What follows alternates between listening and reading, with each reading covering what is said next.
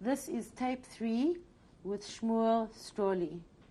Rabbi, you ended up the end of tape 2 telling us what had happened with your family during the occupation. Right. Now I tell myself.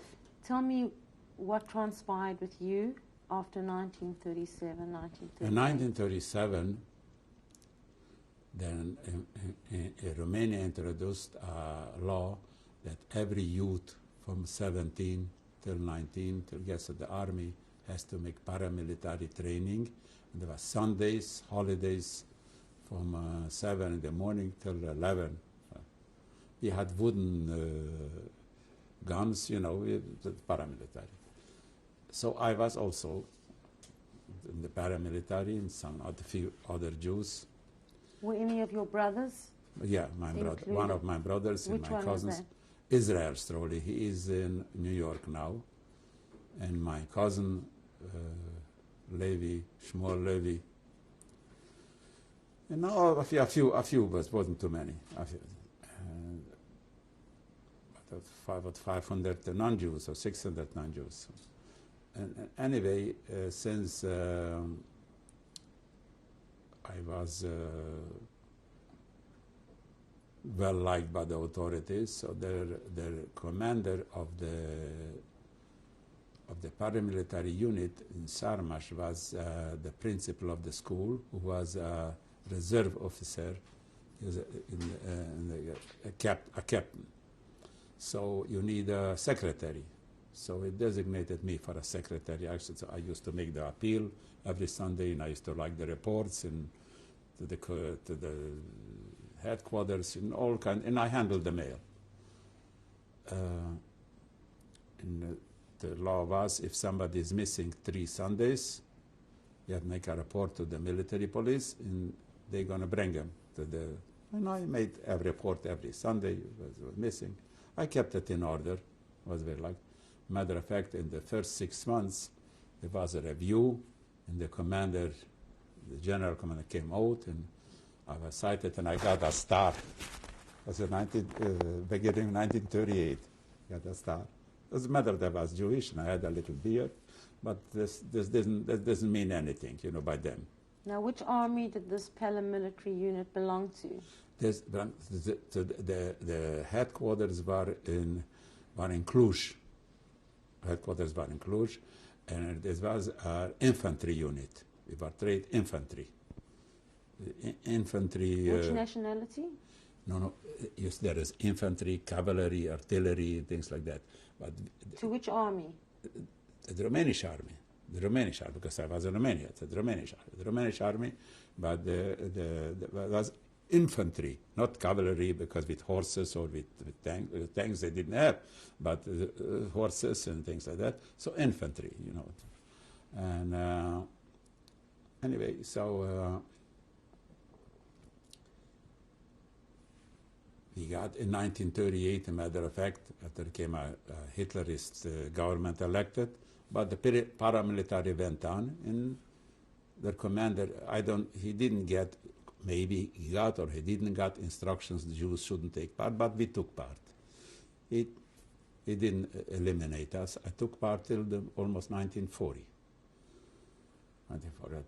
So I was very well liked, and I got a... Where were you stationed? In Sharmash. In Sharmash. Sharmash. In Sharmash I was stationed. Did you live at home? Yes, I lived at home. I lived at home. Sharmash, and just Sundays I used to go 10 minutes earlier to be there in time, and I watched, you know, to be punctual. I was.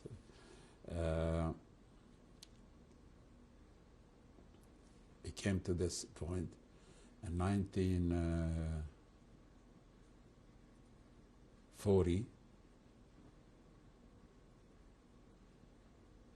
It looks that the authorities have a meeting, and they talked about, you know, so things, and which boys that distinguished themselves in the paramilitary, and it is.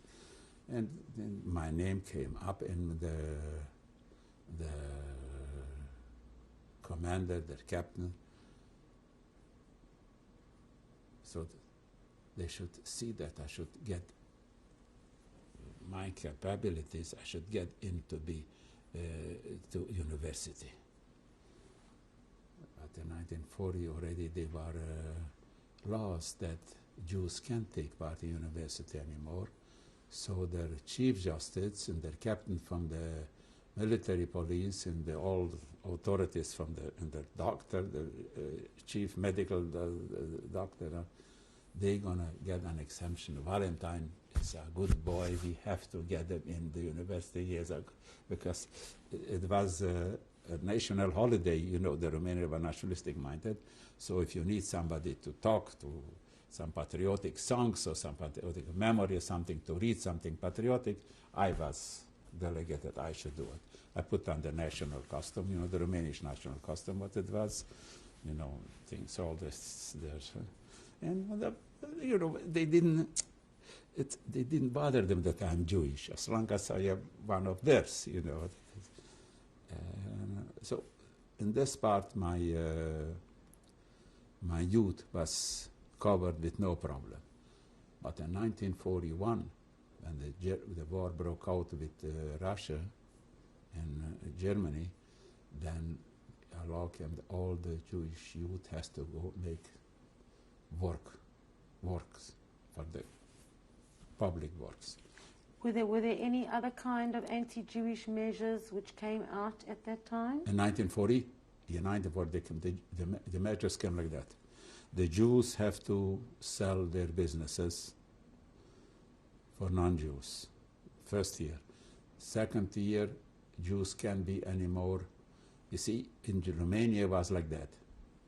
And Romania was the Hitler head of the government was a General Antonescu, is a general. This Antonescu, he became the head of state, the head of the government and the head of the army. And this Antonescu went to school with a fella, he was a lawyer, Dr. Filderman. And this Dr. Filderman was the president of the Jewish communities. And Antonescu came, and you know the laws, Jews can have that, Jews can have that, Jews can have that, Jews can have no properties and things. So he came in to his friend, Antonescu, because a friend, and he said, John, because John was his name, I'm here, shoot me. His wife's name, Antonescu's wife's name was Elena. In John, they were eating lunch. What you talking such stupid things?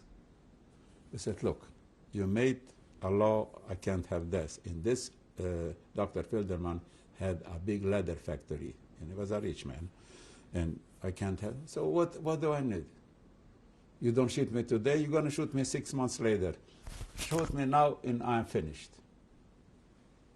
He said, look, don't talk like that. Sit down. Calm down. What can I do? He was an intelligent man, and he gave him ideas what to do. I do whatever you say. That's why I told him. Willie, because Willie was named William Filderman. I said, Willie, John is going to do what you tell him. So they sit down at the table and talk, and I tell him, look, the first thing you do, invite the German consul with his wife for a supper to you, and I'm going to be also invited there. And the Germans then came out with a law that WWI, this wertvolliger Jud, that means a Jew that is worthwhile to let them live, exists, you see. Wertvolliger Jud in German. So they come down. And you propose them, you should give me one of WVI sign for me first. And then I'm going to tell you what to do. You know, so, and I give you a program. He worked out a program with Antonescu how to do. Because the consul was there, Romania was occupied by the Germans. So in this Filderman worked out a program. The first year, a law, the youth should go to public works in camps, work battalions, working camps. The other people stay home, and they must teach a Romanian fella to give over the stores for a Romaner, give or to sell, for 1 year. You see, this way. For this, he got, you know. The second year, Jews, no Jewish name anymore in the store, only Christian names, and they are the bosses of the stores. The Jews can work as a clerk. And the third year, Jews can even work in the stores. He gave them years to do, because he figured how the war is going to last, you see. But first of all, for a year. And he came to this supper with the German consul, with his wife. And he brought her and him some presents. They never saw such a things. Because who were the consuls? The Nazis? People were, they, you know, poor and shoemakers and, you know, all kinds, you know, they say, what, for this wife, she couldn't. I wanted that, I felt, why do I take this? You take this because we feel so and so and so and so. Anyway, he gave him the speech, and Antonescu proposed them. He should give him the, will be high for him. He's a wertvolliger youth. He's going to work for Germany, and Germany is going to have for him very much to gain in Romania, and so all kinds of stuff. So fine. So 1 year in Romania was quiet. But we, the youth, we have to go to work. So I was sent in a battalion working by Matișești was called. How did this happen? Because in Sharmash, the military police got an order that these people has to go there. So we went, the young people, we went. I went. Now, what nationality were the police? What nationality were the police in Sharma? Romanians, all Romanians, no Hungarians, all Romanians.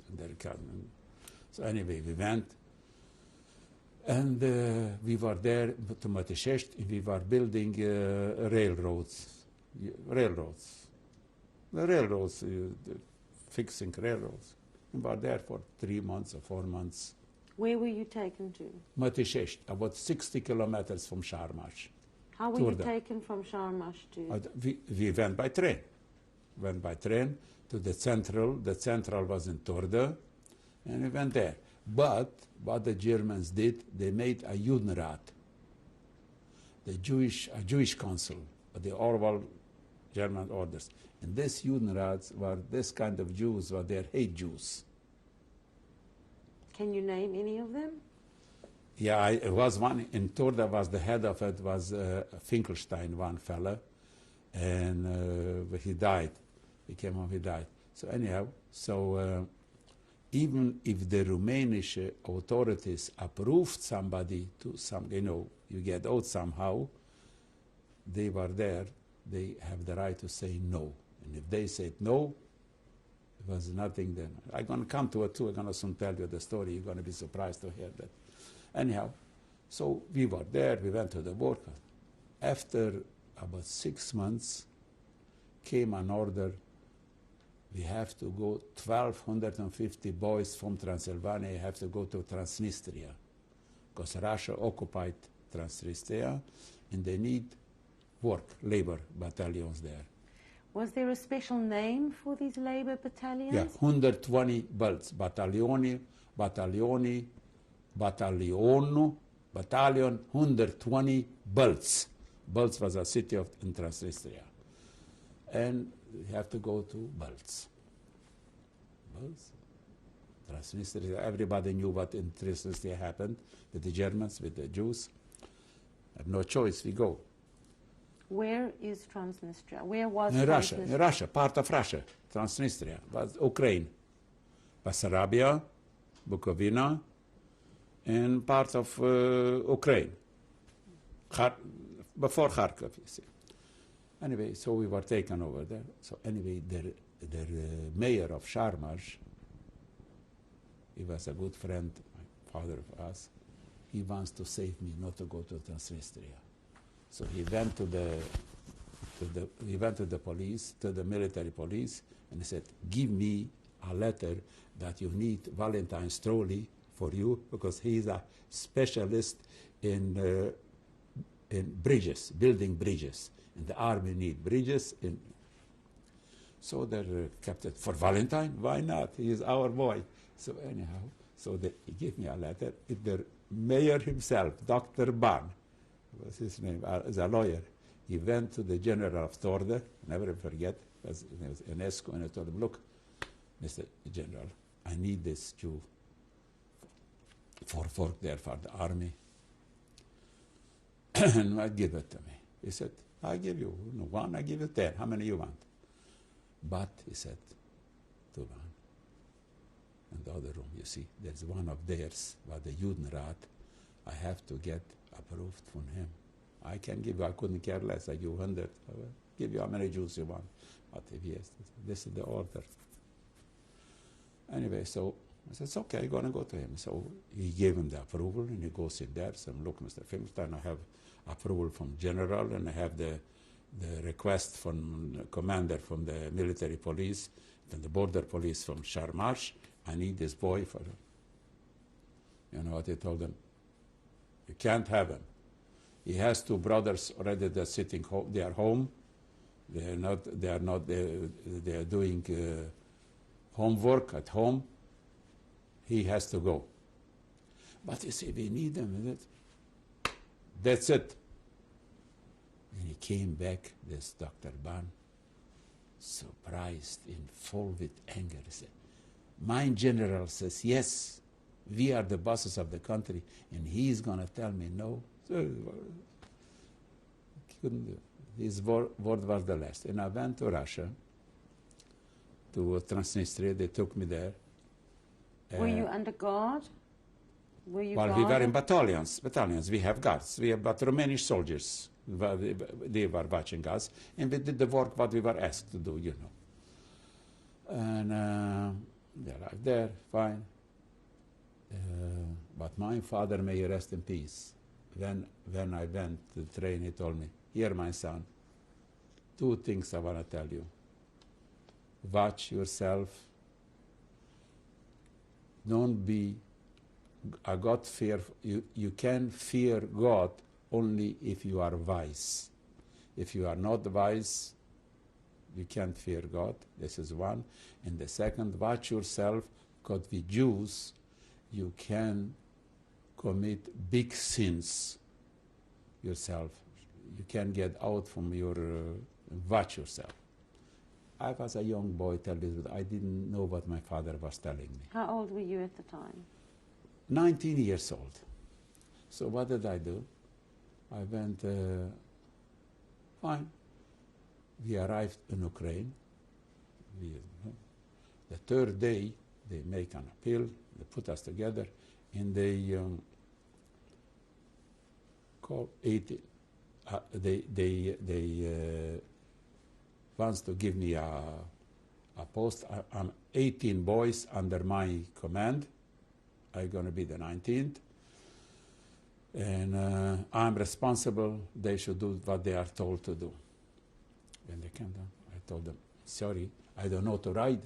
I don't mind what my father told me. What do you mean you don't know to ride? And he gives me one knock in my head. You damn Jew, you don't know to ride? No. I'm like, seriously. Why don't you know? What is your occupation at home? I'm a farmer. If you will give me cows, how to milk, and not, I can do this, how to watch, but I don't know how to ride. Oh, you stupid. And he gives me another knock and lets me alone. And puts another boy, he became 18. Doing with this, this was one. The second, they give food, and they give ham, and a soup with ham. So We gathered together. Look, boys, I proposed. We can't eat ham. We can't eat the soup. Let's make something. We get the boy. Let's put each a few dollars what we have and give for the sergeant to allow us to put one of us in the kitchen with the Romanian soldiers, and when they cook ham or with ham, or when they cook with fat from ham, then we don't eat. But when they cook oil, then we eat, because we have to keep our lives. So some people, you know, were the extremes. They said, boo, boo, boo, boo, you're talking. I said, boys, this is my proposition. If you want to accept it, you accept it. But this is the right way. If you want to serve God, you have to serve Him with brains. You can't be an extreme, and you don't need time, you don't need nothing, and in 2 weeks you're dead. If we're going to be well and healthy, we're going to be freed, we're going to serve God better. But till then, we serve how we can. Because this was I remember my father's word. Anyway, majority, yeah, Valentine is right. In each one, money we give for the sergeant, and we put one of us in the kitchen to peel carrots and potatoes and whatever it is. And he told us, today, cooked with oil. So we were eating the soup. When it's cooked with fat, he told us, we didn't eat. So we could, but mostly was cooked with oil. Once or twice a week was cooked with fat, so it's not we can live with that. And they put us, and they took us out cutting wood in the forests. You know, in Russia, in the forest, what it is. We have to make 1 meter a day each one. And you go out in the morning, 7 o'clock, you don't come home till your meter is not finished. I never cut wood. We never did how to do. We do it. You know, when you under force, you have to do it. But I was happy that I wasn't the one that should tell the boys, do, because, they didn't do, the sergeant come and took him on a side, and he got, they didn't want to do that. What God helped, a week after he was involved, they come and ordered, who wants to go to a military hospital for sick horses? I was the first one that I raised my hand. I go there, I say how God watched of me. So we went there. 15 boys they need. So lots of boys, they saw I go, they come too, because they liked me. I was well looked up in camp, 1,250 boys. So anyhow, they come in there, and there was a captain, a lawyer. He was from Romania, from Vaslui. He said, look, boys, I know who you are. I have lots of clients from you. I know why you are here. If you're going to be nice to me, I'm going to be nice to you. This is what I want from you. 7 o'clock in the morning, everybody is in the stable. Take care of the horses. 12 o'clock, you're free. You go in your dormitory. 2 o'clock, back to the horses till 7, 6 or 7, I don't remember. And I was happy. So we have to clean the horses from dust, and we have to make them shine, to give them ointments and things like that. But what we did, I'll tell you the truth, they give us, let's say, 5 pounds of barley for the horses. We give them only 4. We stole 1 pound. 15 boys, we have 15 pounds of barley. We went to the bazaar, to the market. We sold the barley, we bought milk, we bought to eat something, Was this stable for horses? For horses. In the same camp where you were before? Yeah, the same camp. In the same camp, the stable was our... And the name again of the camp? The name of the camp is Battalion 120 Bulls. And this was the name of the camp. And we were out in the city in a military camp, and there they have everything there. the German headquarters and the Romanian headquarters. Anyway, so I said how good the Almighty was to me. What was it? I'm a chaye. You know, so we had what to eat, what to live in, not in the cold. The Russian was cold. I'm sorry, you spit and stop. Frozen. Stop. So anyhow, so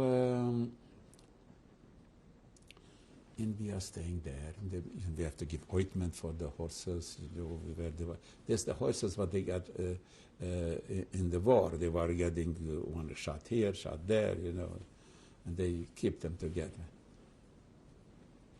It was a yontef. And the boys came home 1 o'clock from the forest at night, frozen, toit. So what we did, we bought some potatoes and what we could, and we made it for them to have it, to warm up, something to, they're quick, you know, we made fire, wood was enough there, no worries. I said, Almighty had special mercy on me because I listened to my father's words, wisdom. I could have been a commander and then go and work in the forest and tell Jews, come on, come on, come on. And you know how many boys came. You know, the sergeant hit me here. And what can I do? I couldn't help it, you understand? During the time when you were in this labor camp, did you have any contact with home? Were you allowed to? Not allowed to write. The military censor. We couldn't write and we couldn't receive anything. Therefore, when my father passed away, I didn't know because they couldn't communicate with me. Were you able to observe any of the Jewish Shabbat or any of the Jewish festivals while you were in No. But what did I did? Because I was religious, Shabbat I went to work. I took my hanky, and Shabbos you're not supposed to carry. I did whatever I was told. I took my hanky, and you see, like that. I put it on my neck. I observe Shabbat, but I do what I can. So when I was commanded, I worked. When not, I was studying. I keep Shabbat an hour, 2 hours, what I can, but I don't. I do what I can. My father told me, have brains. Have brains.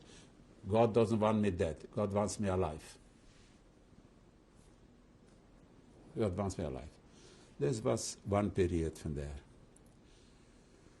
What happened in 1943? Can you remember what time of year it was? Of the what it was? What time of year? This was from by the beginning of 1942 till the beginning of 1943. In 1943, the Russian in Stalingrad, they knocked back the Germans, and then they pulled back from Russia because they had no choice. So the Romanians pulled back too.